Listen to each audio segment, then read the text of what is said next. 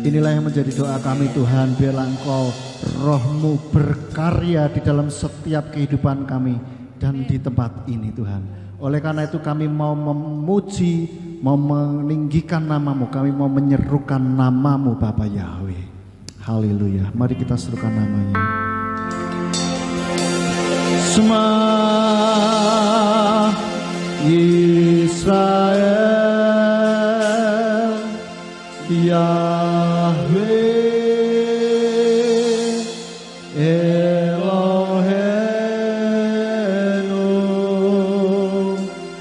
Yahweh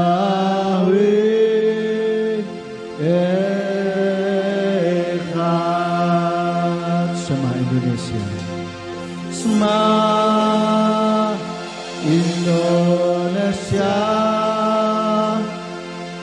Yahweh Eloheinu Yahweh Echad. Shema Ambarawa. Shema Ambarawa Yahweh Eloheinu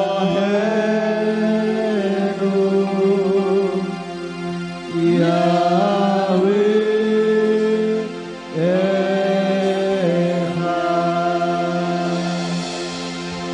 Baruch Shem Kevod Makuto Leolam Vaed. Sungguh kami bersyukur menjadi umat-Mu Bapa Yahweh. Kami mengucap syukur Engkau juga sudah memberikan waktu bagi kami untuk kami boleh menikmati sabat-Mu, untuk kami boleh menikmati waktu perhentian bersama dengan Engkau, sehingga kami boleh disegarkan roh kami Tuhan. Dan kami sudah memuji, memuliakan nama-Mu. Kiranya setiap pujian yang kami naikkan ke hadirat-Mu ini boleh menyenangkan hati-Mu, sehingga kami yang datang dengan sakit penyakit Tuhan memberikan kesembuhan ilahi bagi setiap kami. Dan kami yang datang dengan kelemahan iman Tuhan memberikan kekuatan yang baru. Kami yang datang dengan keputusasaan Tuhan memberikan harapan yang baru bagi setiap kami. Dan bahkan kami yang datang dengan kebimbangan Tuhan memberikan ketetapan hati bagi setiap kami, untuk kami boleh semakin percaya kepadamu, untuk kami boleh tetap ada di dalam kebenaran firman-Mu Bapa. Terima kasih Bapak Yahweh, kami mengucap syukur buat waktu ini. Dan tiba saatnya untuk kami boleh mendengarkan firman-Mu. Kiranya Tuhan urapi hamba-Mu dan urapi setiap kami yang mendengarkan firman-Mu, supaya firman yang ditaburkan ini menjadi kol HL, menjadi suara-Mu yang berbicara kepada hati dan pikiran kami, sehingga mengubahkan kehidupan kami. Dan biarlah kehidupan kami boleh semakin hari semakin menyenangkan hati-Mu, dan biarlah kami mempunyai kehidupan yang berkemenangan di dalam Tuhan. Terima kasih Bapa. Jika ada kuasa kegelapan yang berusaha untuk mengambil firman-Mu dari dasar hati dan pikiran kami bersatu hati, kami tolak, kami usir di dalam nama Yeshua HaMasiah. Mari Tuhan, Engkau kuasai tempat ini, kuasai peralatan yang kami pakai, dan kuasai hati dan pikiran kami. Terima kasih Bapa, dan sembunyikan hamba-Mu di balik kemuliaan nama-Mu. Biarlah hanya nama Bapa Yahweh saja yang ditinggikan dan dimuliakan. Terima kasih Bapa, kami sambut firman-Mu pada petang hari ini dengan penuh ucapan syukur. Hanya di dalam nama Yeshua HaMasiah kami berdoa. Amin. Silakan duduk Bapak Ibu. Shalom. Sahabat shalom bagi kita semuanya. Senang sekali kita bisa bertemu kembali dalam ibadah RF Sabat kita pada hari ini. Nah Bapak Ibu Saudara, pada saat ini firman Tuhan saya beri judul Otoritas Menjadi Anak Elohim. Kita buka terlebih dahulu ayatnya di dalam Yohanan atau Yohanes pasalnya yang ke-1 ayat 12 sampai 13. Yohanan atau Yohanes pasalnya yang ke-1 ayat 12 sampai yang ke-13. Saya bacakan.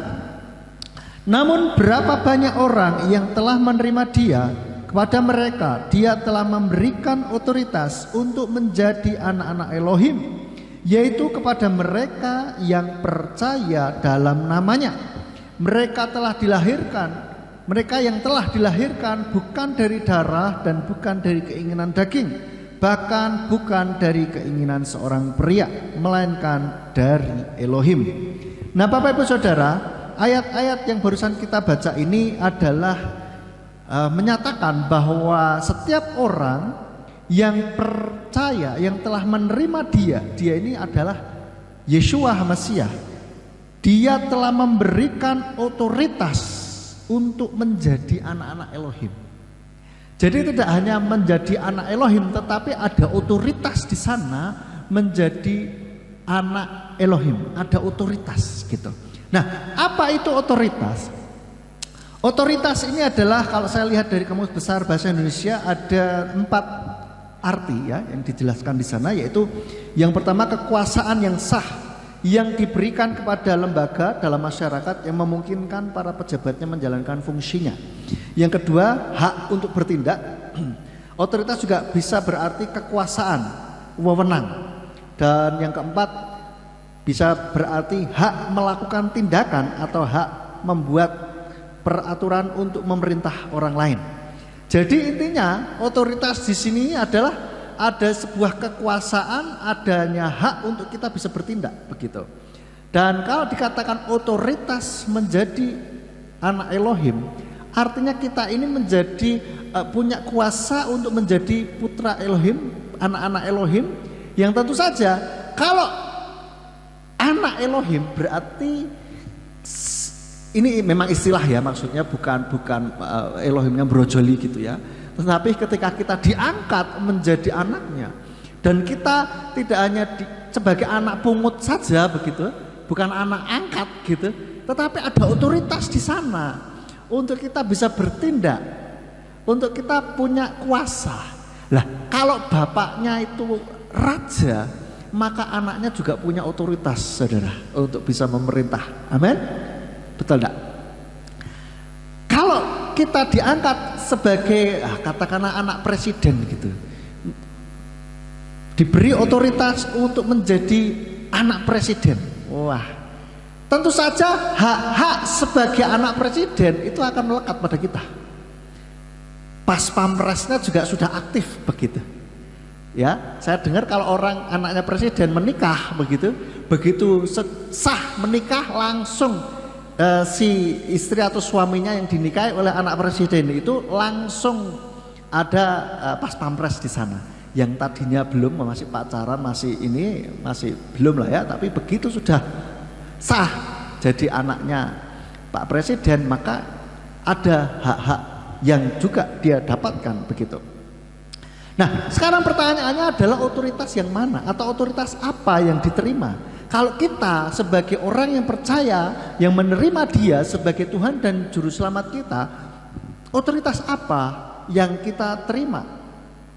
Ada 2 hal yang saya selidiki, otoritas apa yang kita terima. Yang pertama yaitu otoritas membuat roh itu tunduk kepada kita.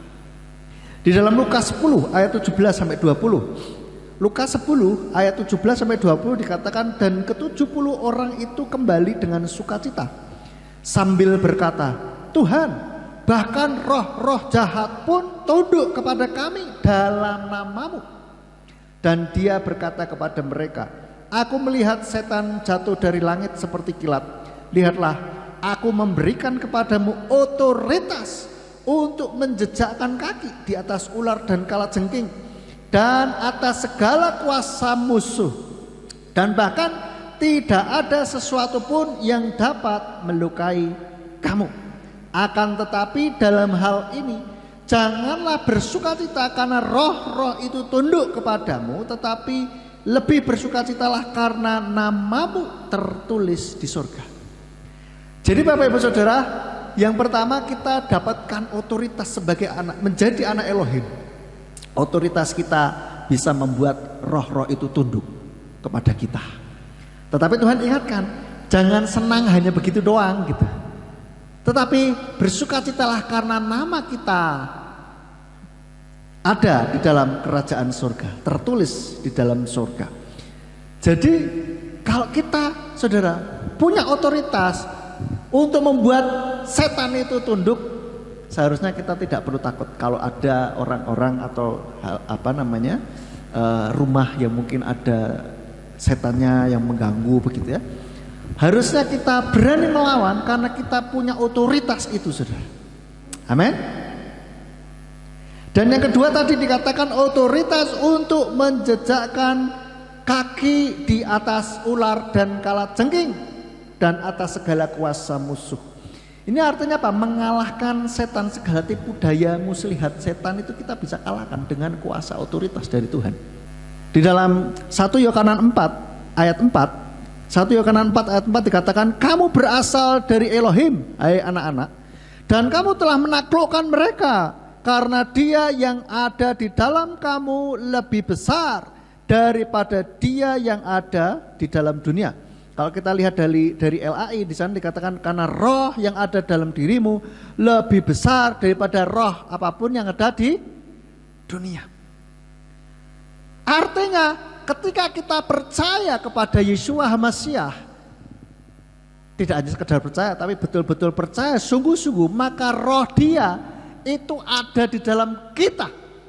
Dan roh yang ada di dalam kita yaitu roh Yeshua HaMasyiah atau Ruach HaKodes itu lebih besar, bukan lebih besar ukurannya tentu saja, tetapi lebih besar kuasanya daripada roh-roh apapun yang ada di dalam dunia ini.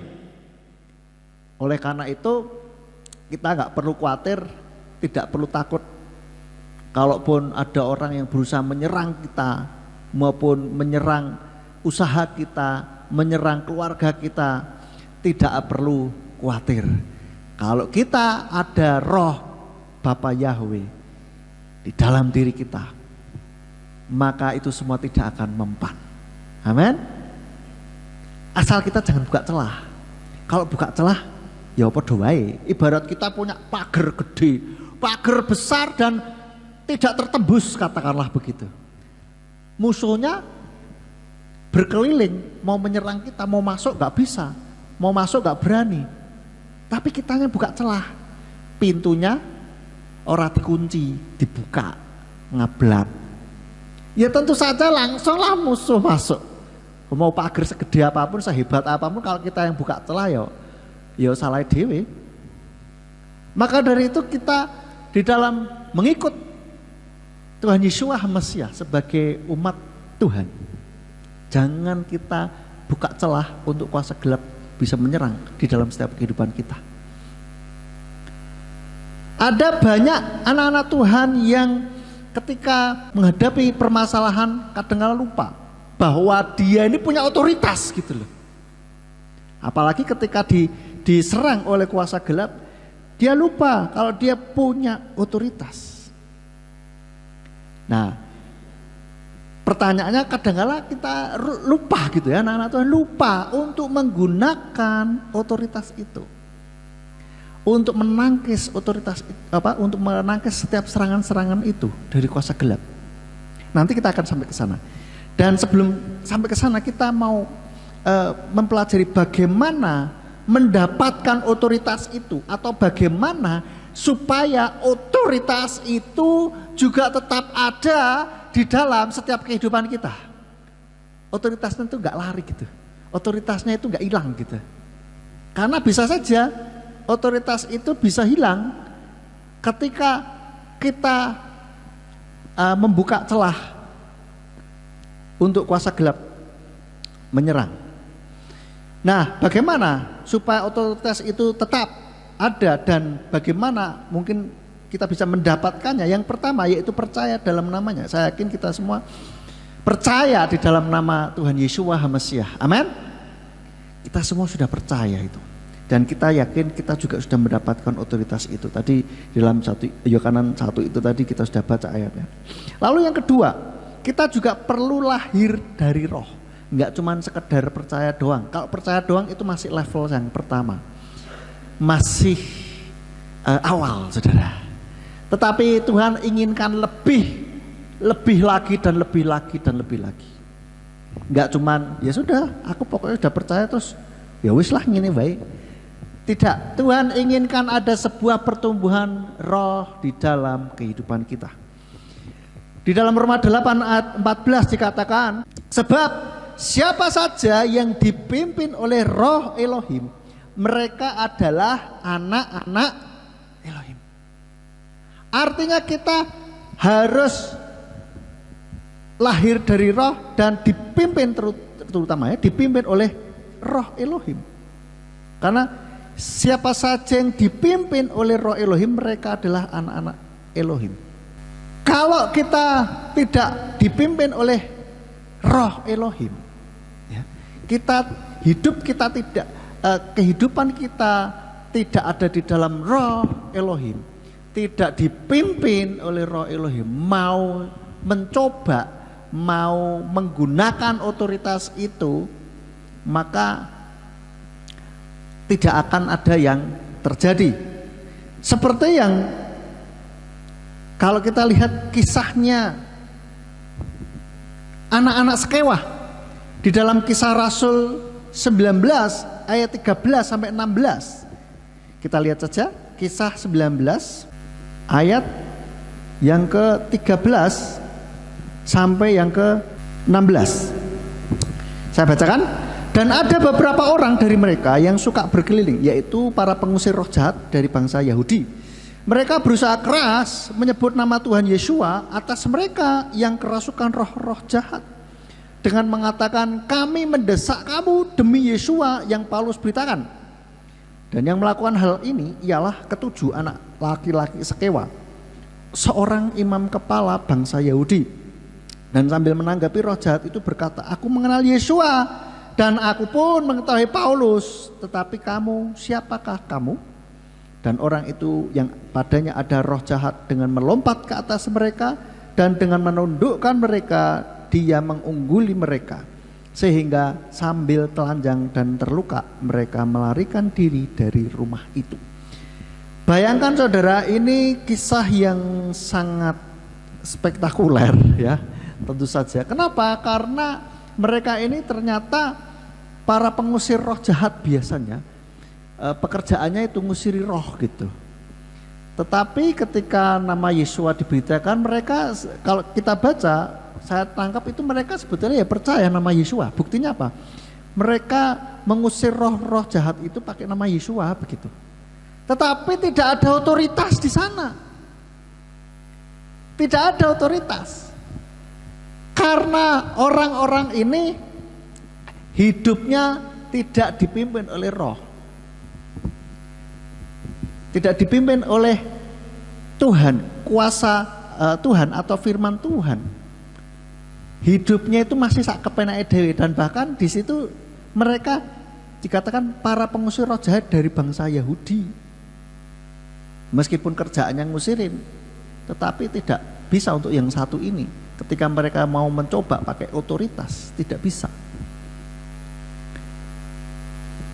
Dan di sini dikatakan ketujuh anak laki-laki Sekewa.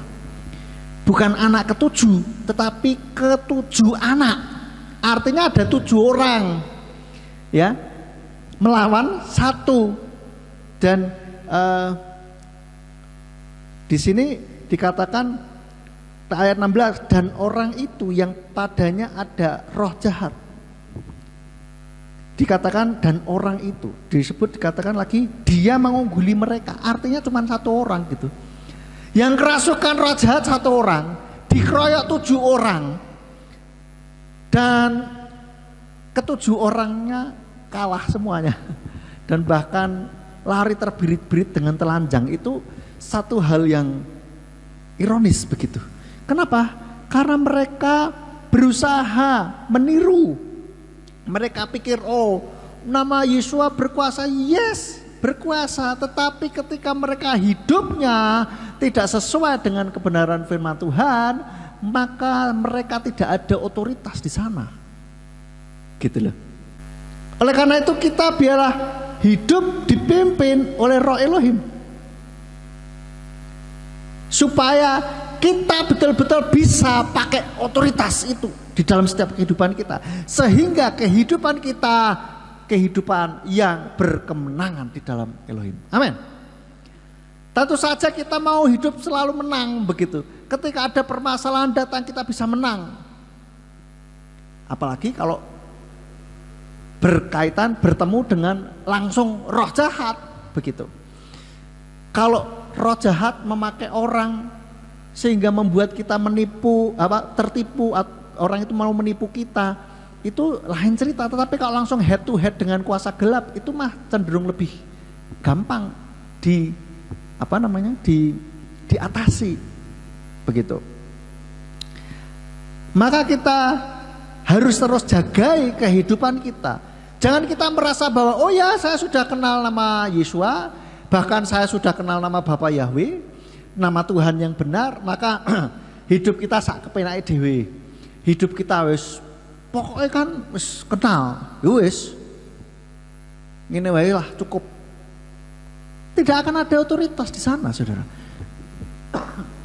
Dan kehidupannya ya wis gitu-gitu aja, hanya sebatas pengetahuan kita mengenal nama Bapa dan mengenal nama Tuhan Yesua. Itu gak akan mengubah kehidupan kita. Yang mengubah kehidupan kita ini adalah ketika kita betul-betul menghayati iman kita kepada Yesua. Bukan karena keturunan, bukan karena ikut-ikutan. Saya sendiri meskipun dari lahir sudah Kristen, bahkan dari perut, sejak masih di dalam perut mami saya sudah Kristen. Tetapi tetap saya harus mempunyai hubungan pribadi dengan Tuhan. Meskipun saya sejak kelas 3 SD dikatakan sudah menjadi anak pendeta. Loh, sebelum kelas 3 SD anak pengusaha. Sejak itu bahkan saya jadi anak pendeta pun tidak serta-merta ya langsung mempunyai kedewasaan rohani, tidak bisa. Itu harus juga orang yang bersangkutan mengusahakannya supaya mempunyai hubungan secara pribadi begitu. Maka kita harus mengusahakan supaya kita bisa hidup dipimpin oleh Roh Elohim. Hidup belajar mengenal Tuhan lebih lagi, jangan dari katanya-katanya. Seperti yang Ayub lakukan atau Ayub lakukan. Dulu dia mendengar Elohim hanya dari kata orang, tetapi sekarang mataku sendiri memandang Engkau. Artinya apa? Dia ngalamin sendiri penyertaan Tuhan dalam setiap kehidupannya. Dan dia melihat kuasa Elohim yang nyata. Mari kita lebih lagi, kita kejar pengenalan akan Elohim lebih lagi. Bila kita mempunyai kehidupan yang mengalami Tuhan kita, bukan hanya dari katanya, ngelotok semuanya, enggak.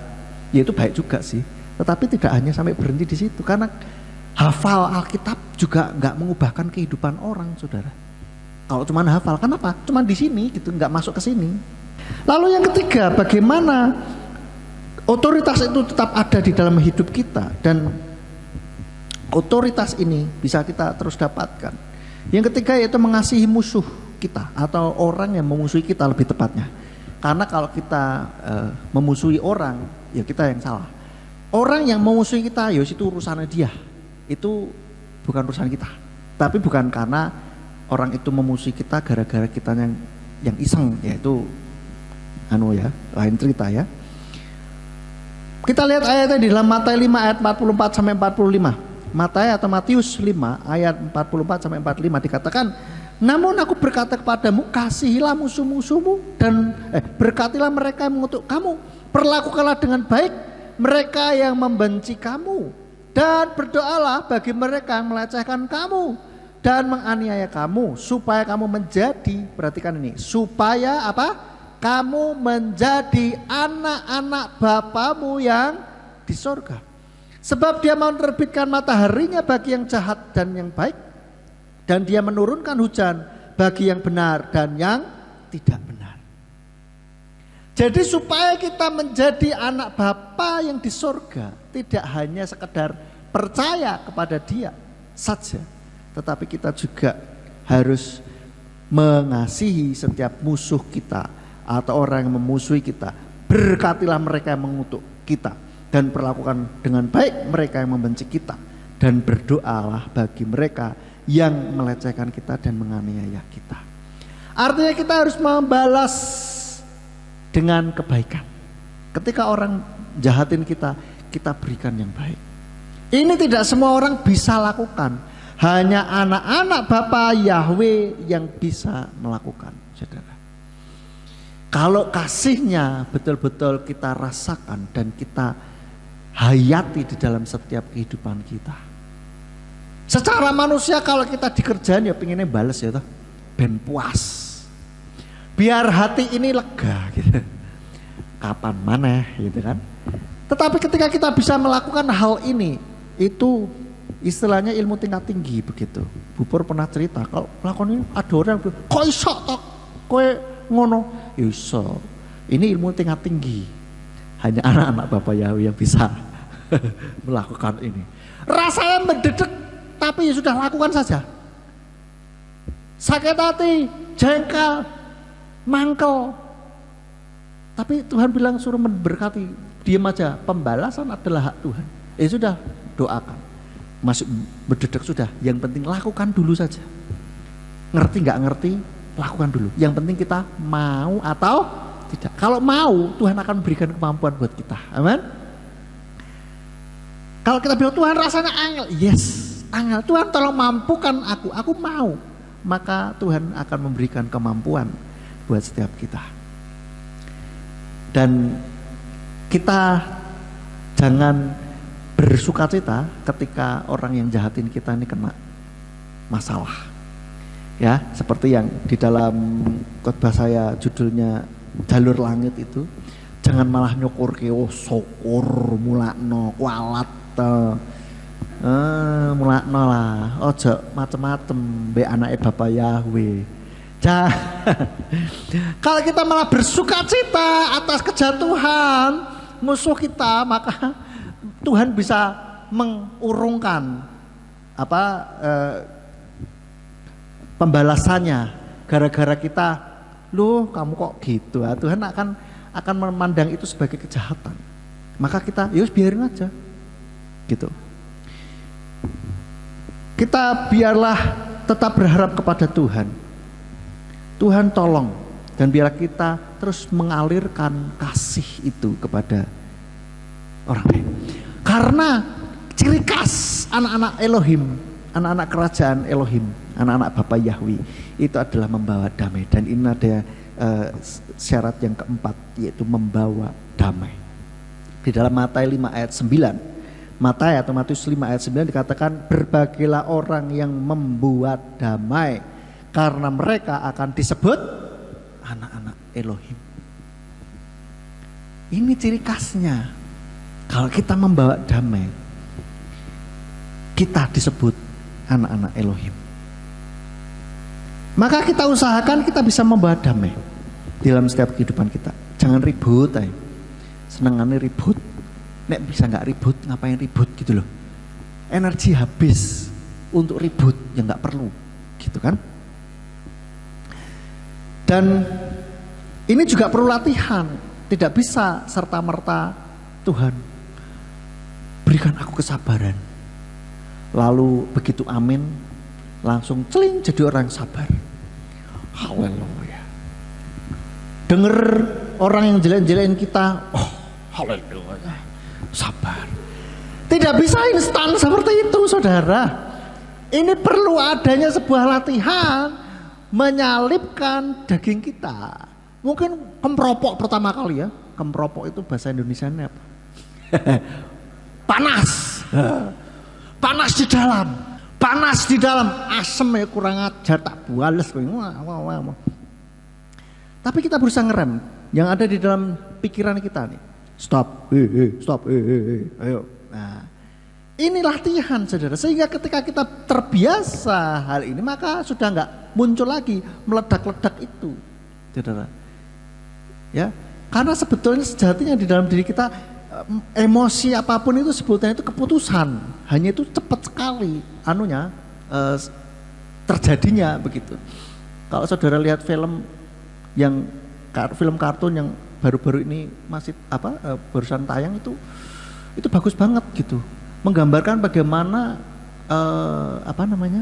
kondisi pikiran kita.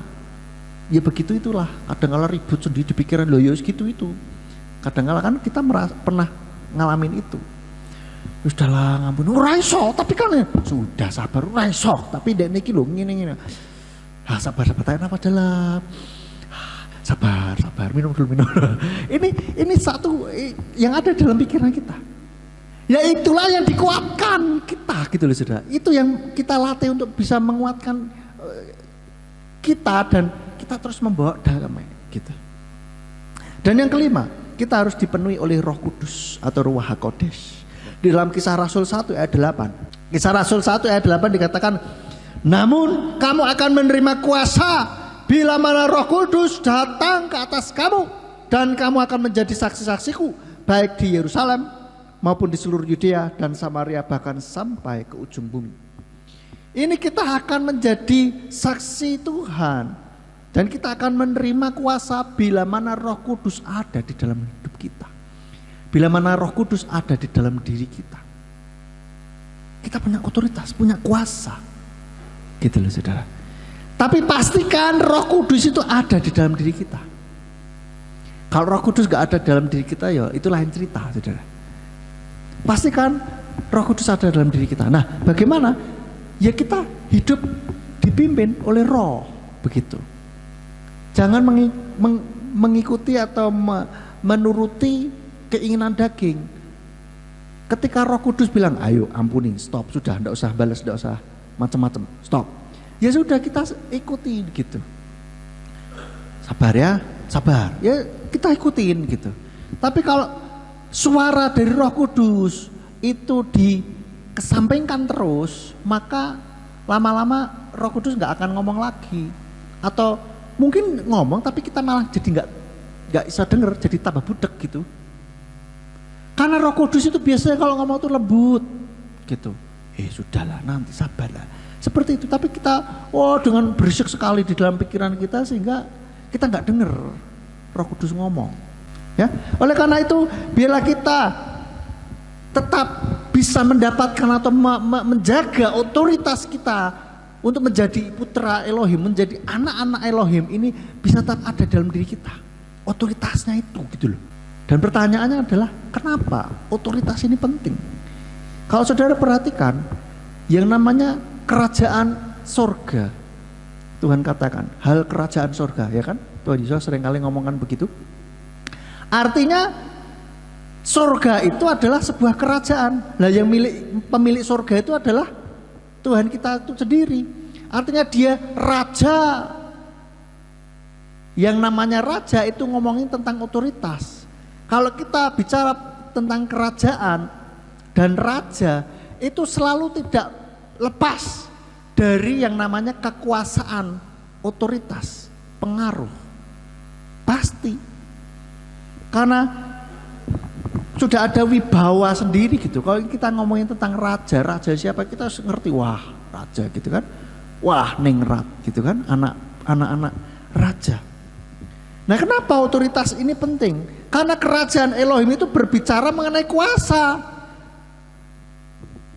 Beberapa waktu lalu ketika saya menguraikan tentang mentalitas kerajaan sorga, itu ngomongin tentang kerajaan itu berbicara pasti kuasa, pengaruh. Oleh karena itu bila seperti yang doa yang diajarkan oleh Yesua, jadilah datanglah kerajaanmu di bumi seperti di surga. Bapa kami yang di surga, dikuduskanlah namamu, datanglah kerajaanmu, jadilah kehendakmu. Jadi kita ingin supaya kerajaan Elohim itu juga datang di bumi. Jangan terus kita mikir bagaimana bisa terus keluar dari bumi ini. Karena Tuhan yang ngajari, datanglah kerajaanmu. Itu artinya biarlah kita menghadirkan kerajaan Elohim di muka bumi ini. Tapi sekarang kebanyakan orang-orang Kristen itu berpikir bagaimana bisa lari dari muka bumi ini, bagaimana segera keluar, bagaimana bisa rapture gitu loh saudara. Ini kan lagi rada Pernah sempat heboh ya, rapture. Kalau enggak perjamuan kudus enggak rapture. Lah mikirnya kok rapture weh. Tuhan ingin kerajaannya datang di bumi ini. Maka sekarang saudara ya, kita jangan mikir bagaimana kita masuk surga terus saudara. Mikirnya, kalaupun bagaimana kita bisa ke rapture, bisa terangkat masuk surga, itu artinya segala yang kita lakukan di muka bumi ini ada pamrih. Karena kita pengen dapat hadiah yaitu rapture saudara. Saya pikir kurang tulus kalau begitu caranya. Betul enggak? Harusnya kita melakukan segala sesuatu di bumi ini karena kita cinta kepada Elohim. Supaya kita bisa menghadirkan kerajaan Elohim di muka bumi ini supaya namanya dimuliakan. Kan begitu? Tidak ada sangkut pautnya supaya kita ini dapat ini, supaya kita terhindar dari itu. No. Kalau masih begitu itu mah masih dasar gitu, pengen dapat pahala, takut masuk neraka, yone awal oke lah. Tapi nek sudah bertahun-tahun jadi umat Bapak Yahweh, masih motivasinya masih begitu, yo harus direvisi saudara. Kalau di dalam psikologi ada teori yang namanya teori penalaran moral dari Kohlberg itu, kalau orang taat atau melakukan sesuatu yang baik masih pengen karena takut hukuman atau ingin mendapatkan hadiah, itu masih di level dasar banget saudara. Tapi mari kita terus bertumbuh, kita rajin ke gereja melakukan kebenaran firman Tuhan, kita melakukan ini itu bukan karena kita pengen masuk surga, bukan karena kita takut masuk neraka, atau bukan karena kita pengen di rapture gitu loh, tetapi kita ingin menghadirkan kerajaan Elohim di muka bumi ini. Itu bentuk cinta kepada Tuhan. Dan di Kisah Rasul 19 ayat 20, Kisah Rasul 19 ayat 20 dikatakan, jadi dengan kekuasaan firman Tuhan terus bertumbuh dan semakin kuat. Maka otoritas, kuasa itu penting saudara. Mari kita biar di dalam kehidupan kita ini menunjukkan bahwa kita ada otoritas Bapak Yahweh. Kalau kita lihat di dalam Kisah Rasul 19 ayat 17 sampai 19 ayat sebelumnya, Kisah Rasul 19 ayat 17 di sini katakan, dan hal itu menjadi tersiar ke semua orang, baik orang Yahudi maupun orang Yunani yang tinggal di Efesus, sehingga ketakutan menimpa atas mereka semua. Dan nama Tuhan Yesus makin diagungkan. Ini loh goal kita gitu loh saudara. Supaya namanya dimuliakan. Kalau masih berpikir rapture itu masih egois. Piye caranya ben aku selamat. Dan itu masih belum tulus saudara. Lagi ayat 18. Banyak juga dari antara mereka yang telah menjadi percaya datang untuk mengakui dan memberitahukan perbuatan-perbuatan mereka. Akhirnya banyak orang percaya. Dan ini pengaruhnya, ibaratnya semakin banyak orang percaya itu kerajaan Elohim semakin diperluas gitu loh. Pengaruhnya, kuasanya semakin nyata. Dan 19, dan cukup banyak dari antara mereka yang melakukan praktek sihir. Setelah mengumpulkan kitab-kitabnya, mereka membakarnya di hadapan semua orang, dan mereka menjumlahkan harganya dan mendapatinya 50.000 uang perak. Artinya banyak pertobatan saudara. Banyak jiwa-jiwa dimenangkan. Biarlah melalui setiap kehidupan kita bisa memenangkan jiwa-jiwa.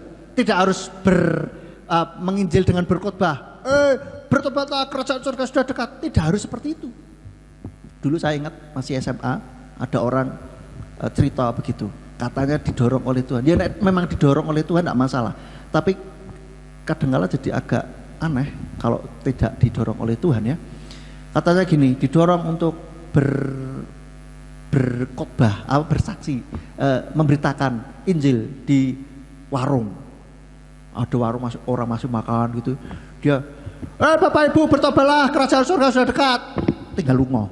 Loh, lah terus piye?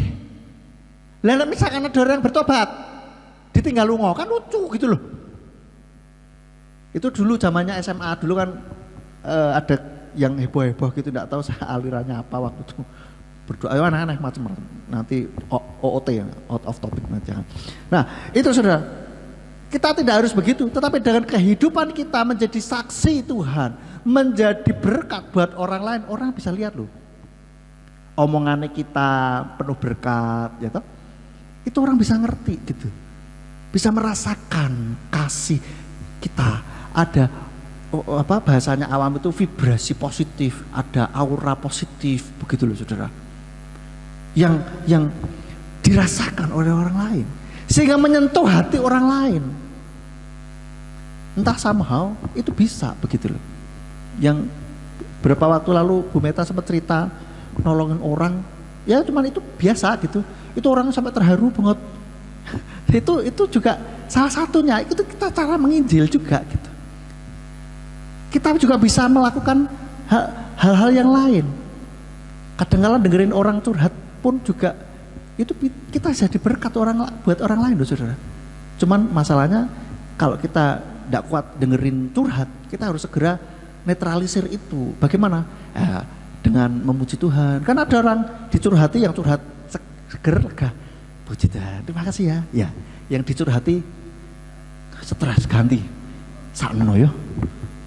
Piye ku? Gak bisa tidur kelap-kelip. Padahal yang curhat tadi sudah puji Tuhan terima kasih, nanti bisa tidur. Kan kasihan gitu. Nah, kalau saudara begitu kita harus netralisir gitu. Dengan apa? Memuji Tuhan, melakukan aktivitas yang lain. Yang ini gitu loh saudara. Gitu ya. Nah, ini otoritas kuasa itu penting saudara. Maka kita harus bisa menjadi saksi-saksi Tuhan. Gunakan otoritas itu. Kalau ada orang yang kerasukan, jangan terus kita lari terus, piye. Sudah, kita sebagai anak Bapak ya punya otoritas, langsung doakan, mumpung banyak orang di sana. Betul enggak? Gitu loh. Mumpung, artinya apa? Jadi berkat, jadi orang akan, wih, kok iso ya? Gitu loh. Orang pikir kita sakti, saudara. Tapi bukan kita yang sakti, karena Tuhan yang kita sembah itu yang sakti, saudara. Iya kan? Dan kuasanya, namanya itu luar biasa. Maka jangan sampai otoritas ini pergi dari hidup kita. Jangan sampai otoritas ini kita kehilangan otoritas ini, begitu. Nah, kalau sudah dapat otoritas, terus apa yang harus dilakukan? Ya gunakan dong. Gunakan otoritas kita ini untuk melawan kuasa gelap. Apapun itu. Saya pernah lihat video, saya kok lupa untuk cari videonya. Ada orang ya dirampok, saudara. Dirampok. Orang di luar negeri dituding pistol gitu kan. Entah somehow orang ini bukannya lari ketakutan, dia berdoa in Jesus name. Nah, pakai bahasa Inggris kan saudara. Ditengking, entah, tapi somehow entah bagaimana orang itu kak mundur, kak ketakutan terus nggak jadi ngerampok, lari saudara. Itu luar biasa sekali. Ada juga video yang saya lihat, ada orang mau merampok mobil gitu ya, mau ngambil mobil. Dan orang itu malah nggak tahu ketika di dalam mobil terus nggak jalan-jalan, terus keluar lagi nangis saudara. Akhirnya didoakan sama orang yang punya mobil itu saudara, bertobat saudara. Kita nggak ngerti bagaimana kuasa Tuhan bekerja. Yang jelas kita pastikan diri kita ada otoritas di sana. Jangan sampai kita kehilangan otoritas ini. Karena hidup kita nggak benar di hadapan Tuhan. Nanti malah kayak anak-anak sekewa.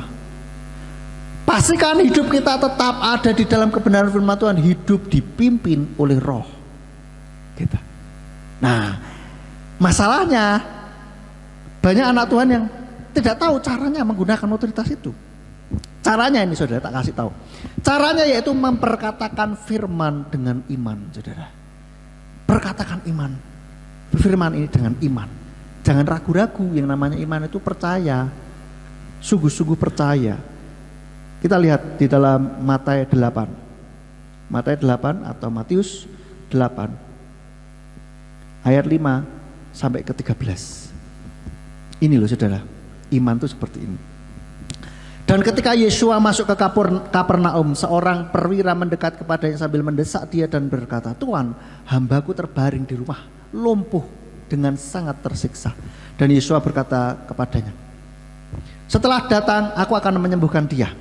Dan seraya menanggapi, perwira itu berkata, "Tuan, aku tidak layak bahwa engkau masuk ke bawah atapku. Sebaliknya, katakanlah sepatah kata saja dan hambaku akan disembuhkan. Sebab aku juga adalah manusia di bawah otoritas, yang mempunyai prajurit-prajurit di bawah diriku. Dan aku berkata kepada yang ini, pergilah, dan pergilah dia. Dan kepada yang lain, datanglah dia. Dan kepada hambaku, lakukanlah ini, dan dia melakukannya." Dan Yesus setelah mendengarkan, dia kagum dan berkata kepada mereka yang sedang mengikuti, "Sesungguhnya aku berkata kepadamu, bahkan di antara orang Israel pun aku tidak menemukan iman sebesar ini. Dan aku berkata kepadamu bahwa banyak orang dari timur dan barat akan datang dan duduk makan bersama Abraham dan Ishak dan Yakub di dalam kerajaan surga. Tetapi anak-anak kerajaan akan dibuang di dalam kegelapan yang paling kelam. Di sana akan ada tangis dan kertak gigi." Dan Yesus berkata kepada perwira itu, "Pergilah, dan sebagaimana yang telah engkau imani, terjadilah bagimu."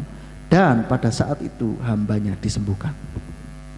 Saudara, Tuhan memuji perwira ini, saudara, karena dia ngerti konsep iman kerajaan Elohim itu seperti apa. Perwira ini mengatakan, "Cukup katakan sepatah kata saja, pasti sembuh." Dan dia mengumpamakan, "Aku ini juga seorang bawahan, dan di bawahku ada lagi orang. Kalau aku ngomong begini, dia nurut. Kalau ngomong begini, dia nurut." Dia tahu otoritas. Dia tahu bahwa Yesua punya otoritas yang besar atas segala kuasa apapun, baik sakit, penyakit maupun kuasa gelap. Maka hanya sekedar ngomong saja, nggak usah datang Tuhan, ngomong tak wis sembuh, langsung sembuh. Maka dari itu biarlah kita mempunyai iman yang seperti ini, saudara. Iman yang benar, yang yang sesuai dengan yang mau Tuhan. Iman yang betul-betul mantap. Dan pastikan setiap perkataan yang kita katakan ini sesuai firman Tuhan. Dan ketika kita memperkatakan firman, itu perkatakan dengan iman. Ketika kita mengalami permasalahan, mengalami cobaan, kita perkatakan firman Tuhan dengan iman. Bila perlu katakan, "Hai masalah, aku punya Tuhan yang besar, dan masalah saat ini hilang." Tentu saja tidak langsung serta-merta hilang, tapi Tuhan pasti setelah itu Tuhan akan menunjukkan jalan keluar bagi kita. Amin. Kalau kita mengalami penyerangan kuasa gelap ini, kok kayaknya ada yang tidak enak, tengking kuasa gelap itu, dalam nama Yesus pergi, begitu saudara. Dagangan kok rodok sepi ya, kita doakan dalam nama Yesus, dagangan laris saudara. Laris manis Tanjung Kimbul, uangnya, dagangannya laris, uangnya terkumpul. Ya, ini pantunnya Pak Jito yang seringkali kalau siaran. Ya, ini saudara. Dan kita imani itu saudara, perkatakan dengan iman. Kalau ngusir setan di rumah, baik di rumah maupun di dalam diri orang, saudara ya, kita harus perkatakan dengan iman. Jangan takut, jangan ragu, saudara. Dalam nama Yesus, pergi sudah, saudara. Gitu loh. Kalau ada kuasa, ada roh-roh di rumah gitu kan, kita coba lakukan, tak ajari caranya. Yang saya juga diajari oleh Bapak Gembala. Ada air, kasih minyak, bukan minyak goreng saudara, nanti licin semua. Minyak kayu putih lah ya, atau baby oil itu oke lah. Itu didoakan dulu. Doakan, minta kuasa Tuhan ada di sini, di dalam air dan minyak itu saudara. Ya, saudara yang dari yang nonton di YouTube juga bisa. Gini caranya. Jadi supaya saudara tuh praktek iman gitu loh saudara dalam hal ini. Kalau sudah didoakan minta kuasa otoritas Tuhan, nah di dalam iman, dan kita bayangkan Ini ada kuasa di situ, saudara. Terserah saudara membayangkan apa, pakai ada sebuah cahaya di situ, whatever, terserah. Bayangan kita yakin, itu bentuk iman kita. Habis itu kita kuduskan. Kalau mengkuduskan rumah dari belakang, saudara, ya. Jadi ngajari kalau mengkuduskan rumah itu dari belakang, kayak kita nyapu gitu dari belakang, dicipratin. Kita ngomong setiap ruangan itu dicipratin dalam nama Yesus. Kuasa kegelapan yang ada, yang mungkin ada di sini, pergi. Aku kuduskan dalam nama Yesus. Roh-roh jahat tidak berhak di tempat ini, keluar. Gitu, saudara. Dicipratin dan di mana tembok-temboknya. Sudah semua. Jangan lupa, aku pasang benteng pagar berapi dari surga, saudara. Itu sehingga kuasa kegelapan tidak dapat masuk. Begitu, saudara. Dan itu betul-betul nyata, saudara. Betul-betul nyata. Kita bayangkan itu terjadi, begitu. Dan kalau ada kuasa gelap di orang, doakan dalam nama Yesus, keluar. Kita bayangkan setannya keluar. Dan kita bawa otoritas dari tempat yang maha tinggi. Kita ngomong dengan otoritas Bapa Yahweh, dengan otoritas dari tempat yang maha tinggi, aku perintahkan keluar. Saya pernah ada klien masih belum mau terapi, baru mau hampir belum apa-apa udah. Kenapa, Bu? Loh, apa ini? Wes langsung. Wah, ini saya pikir setan kali ya. Sudah, doa langsung dalam nama Yesus. Roh doa enggak mau. Aku karena disuruh tanteku, katanya. Tantenya dia maksudnya. Tantenya yang kerasukan ini. Saya bilang, saya pakai ngomongnya intinya tepatnya saya lupa. Saya bilang intinya, saya pakai otoritas dari Bapa Yahweh, otoritas yang maha tinggi. Aku perintahkan sekarang kamu keluar. Langsung tadinya angel, keluarnya ayo keluar dalam nama Yesus, keluar. Roh doa angel, terus dengan otoritas dari tempat yang maha tinggi, aku perintahkan engkau untuk keluar saat ini. Keluar. Wah, saudara. Sampai saya bingung, waduh, nggak sedia plastik ya toh? Mana ya? Ada tong sampah kecil ya, langsung disodornokin aja. Darurat, saudara, darurat.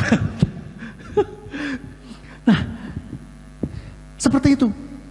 Kita doakan dengan penuh otoritas begitu, saudara. Jangan takut, jangan takut. Kalau kita takut, wah repot, saudara. Setan ngerti, takut. Bukannya setan pergi malah banggel atau malah tertransfer di kita, repot, saudara. Maka harus berani. Ya. Dan saya juga, dan ini bisa menembus ruang dan waktu, saudara. Amin. Saya pernah doain orang ya. Ini saya yakin yang saya doakan juga dengerin ini, nonton YouTube ini. Dia ada di kota lain, saudara.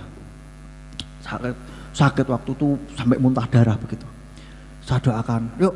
Kok saya lihat ini rada aneh ini sakitnya nggak wajar gitu loh. Lalu saya doakan pakai via telepon. Aku berdoa, aku usir kalau ada kuasa gelap, aku patahkan, aku usir di dalam nama Yesus, Mas ya. Langsung saya dengar di situ. Nah, setelah selesai ternyata, saudara, ternyata dia itu muntah darah lah, banyak gitu, sampai orang takut gitu. Nah, tapi setelah itu dia plong rasanya. Yang tadinya jantung berdegup kencang, ini tenang gitu. Dan ketika dan juga tadinya perutnya kurus nggak enak gitu kan, ususnya nggak, katanya apa namanya, didengerin gerakan ususnya nggak normal gitu. Tapi setelah itu lega, plong, dan katanya ususnya normal. Sudah didatangi oleh dokter internis, wah sudah, ini pergerakan usus sudah bagus nih. Dan dokter jantung sudah baik. Gitu, saudara. Tadinya katanya diagnosanya apa? Jantung bocor, saudara. Wah, itu luar biasa. Dan di situ kita betul-betul merasakan dan melihat sendiri kuasa nama Bapa Yahweh dalam nama Yesus Hamasiah itu luar biasa, saudara. Luar biasa, menembus ruang dan waktu, saudara. Bayangkan saya di sini, orang itu di luar kota, saudara. 2 jam perjalanan, bisa lebih. Wah, itu luar biasa. Maka dari itu, saudara, pastikan biarlah otoritas itu tetap ada di dalam diri kita. Caranya bagaimana? Jangan hidup sembarangan. Hiduplah di dalam kebenaran firman Tuhan dan jangan buka celah, saudara. Maka kita bisa mempunyai hal itu. Berani saudara? Ketika ada sesuatu kita doakan sendiri, berani? Bukan berarti kami nggak mau dipanggil loh saudara ya. Nanti dipikir, wah nggak mau Pak June nggak mau dipanggil, oh mau, kita tuh mau aja, seneng-seneng aja melayani gitu loh. Tapi kalau saudara cobalah bisa latih, bisa melakukan sendiri itu luar biasa. Dan kami berharap mendidik jemaat GPF Surya Kebenaran Ambarawa dan jemaat yang online yang selalu mendengarkan, mengikuti ibadah di sini. Itu apa? Kami ajarkan supaya jemaat ini dewasa rohani gitu, supaya nggak amping-ampingin dengan Bapak Gembala atau Wakil Gembala atau Ketua MK, begitu loh saudara. Supaya bertumbuh, bahwa saudara sendiri juga punya otoritas atas itu, amin. Dan lakukan sendiri. Nah nanti kalau ternyata belum bisa, panggil kami, gitu loh saudara. Ya, gitu. Jangan terus, wah piye ya, bingung. Panggil Pak Yakub atau panggil Pak Simeon. Tidak apa-apa, sekali lagi tidak apa-apa, boleh-boleh saja. Tetapi kami ingin saudara juga bisa mempraktekkan dan mengalami sendiri otoritas kuasa dari Bapak Yahweh itu. Kalau saudara imannya bertumbuh kan senang saudara, amin. Jadi nggak amping-ampingan terus gitu loh, nggak tergantung dengan orang. Kalau ada pendeta yang membuat jemaatnya bergantung pada pendeta itu, saya katakan itu salah. Nggak bergantung kepada Tuhan akhirnya, malah merebut kemuliaan Tuhan itu malah. Maka dari itulah mari kita belajar untuk bisa terus bergantung kepada Tuhan dan kita ngalami sendiri kuasa otoritas dari tempat yang maha tinggi itu. Poin yang terakhir saya mau bahas sedikit. Seringkali anak Tuhan ini nggak nyadari hal ini, bahwa kita ini punya otoritas, bahwa mereka punya otoritas atas kuasa gelap. Kenapa? Karena setan menyerang anak-anak Tuhan dengan cara yang licik, sehingga anak-anak Tuhan lupa bahwa mereka punya otoritas. Dengan cara apa? Biasanya anak-anak Tuhan saya perhatikan terserangnya dengan dari pintu emosi, saudara. Dari sisi emosi, kejiwaan itu loh, emosi, buat emosi, nyimpen kemarahan, dendam dan lain sebagainya. Itu celah, saudara. Itu celah. Sehingga dari situ celah itulah masuk langsung setan ngobrak-abrik, gitu loh, saudara. Sakit hati, dendam, kecemasan. Seperti itu, dan itu harus ditanggulangi. Oleh karena itu saudara, setan caranya begitu. Wah, kita punya otoritas, dia gak berani langsung head to head sama kita. Kenapa? Apalagi anak-anak Tuhan sudah diajari bahwa kita punya otoritas, disadarkan bahwa kita punya otoritas, maka setan tidak berani head to head sama kita. Hadapan langsung gitu gak berani. Caranya bagaimana? Pakai cara licik, sehingga kita gak waspada. Dibuatlah sakit hati, cemas, dendam. Kalau yang masih jomblo dengan masalah percintaan, kayak gitu. Harta, tahta, dan cinta. Kalau gen Z atau gen Alpha sekarang adalah follower. Butuh follower banyak, ya kan? Subscriber banyak, itu masalah buat mereka loh saudara. Kalau kita generasi-generasi sebelumnya ora di follow ya wis, ora patekan. Tapi buat anak-anak zaman now saudara, yang masih usia belasan dan masih di kepala dua saudara, itu sesuatu buat mereka. Percaya nggak percaya? Ya, akhirnya bikin cemas, inilah itulah, begitu. Makanya kita harus bisa menanggulangi itu. Caranya bagaimana? Ini tak kasih tips. Tingkatkan kesadaran kita dengan sering ada di dalam hadirat Tuhan. Sebenarnya sakit hati, dendam dan sebagainya, kecemasan itu adalah keputusan kita. Termasuk jatuh cinta itu juga keputusan kita. Kalau orang bilang, oh karena aku gak bisa memilih, hati yang memilih. No, cinta itu memilih. Ya, keputusan. Termasuk emosi-emosi yang lain. Dan kalau kesadaran kita ini kuat, kita ngerti. Ayo dendam, mau marah, sudah. Kita ngerti gitu loh. Ayo cemas, percaya sama Tuhan. Ajak ngomong saudara, ajak ngomong diri sendiri. Sering-seringlah bersyukur dan terus merasakan kasih Tuhan, gitu loh. Sering-sering bersyukur dan rasakan kasih Tuhan. Tentu saja kita pernah mengalami kasihnya yang luar biasa. Paling tidak sekarang pun kita bisa hidup dengan sehat, itu kasih Tuhan yang luar biasa. Kita rasakan dan itu sering-sering kita rasakan dan kita terus bersyukur sama Tuhan. Bila kita menjadi orang-orang yang ahli syukur, ahli dalam bersyukur, kita selalu ingat Tuhan. Oleh karena itulah kenapa dalam terapi air hidup saya selalu fokusnya kepada Tuhan, ngajak bicara supaya bisa melatih kesadaran kita untuk kita tidak terbawa arus, tidak terbawa oleh emosi yang muncul begitu loh. Balas dendam, iri hati, cemas, apa whatever. Enggak begitu. Kita bawa yang cemas ini fokus kepada Tuhan. Dan baru-baru ini saya menyadari ada sebuah medsos yang ternyata isinya banyak orang curhat, saudara. Butuh pertolongan. Emosinya, mentalnya tuh terganggu. Dan saya perhatikan kayaknya memang masing-masing medsos itu punya tipikal, punya ciri-ciri kecenderungan para penggunanya itu sebagian besar punya warna tersendiri, saudara. Kalau di Instagram kebanyakan orang pamer, ya kan, pergi kemana, wah pamer. Ini biasanya rata-rata yang saya tahu. Meskipun juga ada tips apa, ya banyak, tetapi kebanyakan ya, warnanya begitu. Kalau di Twitter atau X itu kebanyakan orang ya asal komen aja gitu kan, pokoknya gaduh gitu. Apalagi Indonesia pernah ada penelitian, Indonesia adalah yang paling cerewet gitu di Twitter, dulu Twitter Mas ya. Itu ada lagi kalau di Facebook ya apa saja diposting lah kadang-kala.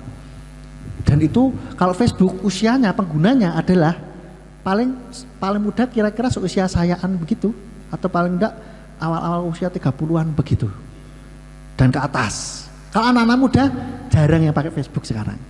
Pakainya apa? Instagram, TikTok, dan yang baru adalah Thread. Ya, tipikal orang-orang TikTok ini kebanyakan adalah apa? Yang saya tahu, ribut. Orang-orang kadang-kadang kasar-kasar gitu. Ribut debat lintas agama begitu. Itu. Dan biasanya cari koin gitu kan, cari koin. Terus kalau yang baru ini adalah Threads. Itu banyak anak-anak muda yang curhat. Terang-terangan, saya pikir, banyak ini minta ampun nih. Tapi pikir cuma 1-2 orang lah ya. Begitu saya scroll terus, banyak. Gak cuma orang Indonesia, orang luar negeri juga. Saya tahunya gimana, dia pakai bahasa Inggris dan saya lihat profilnya, tak pikir orang Indonesia. Oh, kok bahasanya Inggris kabeh? Tak lihat, oh orangnya kok kayak bukan orang Indonesia begitu. Banyak saudara. Dan ini saya lihat butuh penanganan. Anak-anak muda harus punya keterampilan untuk bisa menanggulangi emosinya sendiri, terutama anak-anak Tuhan. Anak-anak Bapak Yahweh harus bisa, karena setan seringkali menyerangnya dari situ, saudara. Dan apalagi Indonesia punya visi Indonesia Emas tahun 2045. Bagaimana bisa menikmati bonus demografi atau mencapai visi Indonesia Emas kalau generasi mudanya struggle, berjuang, bergumul dalam masalah kesehatan mental. Ketika jiwa terkena mental, orang bilang itu tidak akan bisa bekerja dengan baik, tidak akan bisa produktif. Kenapa? Karena mentalnya kena. Bukan berarti gila ya, tetapi struggle gitu. Ada satu di dalam diri ini kayak ada satu yang tidak beres begitu. Nah, ini yang menjadi keprihatinan saya begitu. Dan biarlah kita juga melalui ini kita menyadari hal ini. Kita punya otoritas dari Tuhan. Kita gunakan otoritas itu. Ketika gundah-gulana, kalau kita pakai otoritas itu, kita perkatakan firman Tuhan. Hai jiwaku, mengapa engkau tertekan? Berharaplah kepada Elohim. Begitu loh saudara. Ya, lalu kita sering bersyukur dan terus rasakan kasih Tuhan. Untuk kita bisa terus merasakan ada di dalam hadiratnya, saudara. Ini penting sekali di dalam setiap kehidupan kita. Dan ketika kita ada di dalam hadiratnya, maka kita akan bisa menghadapi setiap permasalahan yang ada. Dan kita akan menang menghadapi setiap permasalahan. Dan kita menang dan terus menang dan terus menang. Amin. Amin. Buat firman Tuhan, biarlah firman ini boleh menjadi kol HL, menjadi kekuatan bagi kita, dan kita gunakan otoritas kita ini untuk hidup berkemenangan di dalam Tuhan. Amin. Buat firman Tuhan, mari kita bangkit berdiri. Kita akan akhiri ibadah kita pada petang hari ini. Bapak Yahweh, kami mengucap syukur buat waktu ini. Tuhan sudah memberkati kami, mengingatkan kami bahwa Engkau memberikan otoritas bagi setiap kami untuk menjadi anak-anak Elohim. Jadikan kami menjadi anak-anak Elohim yang hidup berkemenangan di dalam Tuhan. Dan biarlah kami boleh menggunakan otoritas itu sesuai dengan kehendak-Mu Tuhan. Biarlah kami terus memperluas kerajaan-Mu, dan biarlah kerajaan-Mu datang di muka bumi ini melalui setiap kehidupan kami. Dan kami boleh menghadirkan kerajaan-Mu itu di dalam hidup pribadi kami lepas pribadi Tuhan. Mari Tuhan, Engkau berikan kemenangan di dalam kehidupan kami. Tuhan, terus mampukan kami untuk kami tetap ada dalam hadirat-Mu, untuk kami terus ada di dalam jalan-jalan-Mu Tuhan. Meteraikan firman ini supaya menjadi kol HL, tertanam, bertumbuh, berbuah di dalam setiap kehidupan kami. Dan Tuhan memberkati, biarlah melalui otoritas yang Engkau berikan kepada kami, kami boleh terus menggunakannya untuk kemuliaan nama-Mu. Melalui otoritas ini kami gunakan untuk memberkati banyak orang, dan biarlah nama-Mu yang ditinggikan dan dimuliakan. Engkau memberkati setiap anak-anak-Mu yang sudah bertugas pada petang hari ini. Engkau berkati dalam pelayanannya, berikan urapan-Mu lebih lagi, dan Engkau memberikan sebuah skill lebih lagi untuk setiap kami, sehingga kami boleh melayani pekerjaan dengan semakin baik lagi. Dan untuk kami yang sudah hadir di tempat ini dan juga menyimak di ruangan kami masing-masing, baik melalui radio maupun streaming YouTube, Tuhan yang memberkati.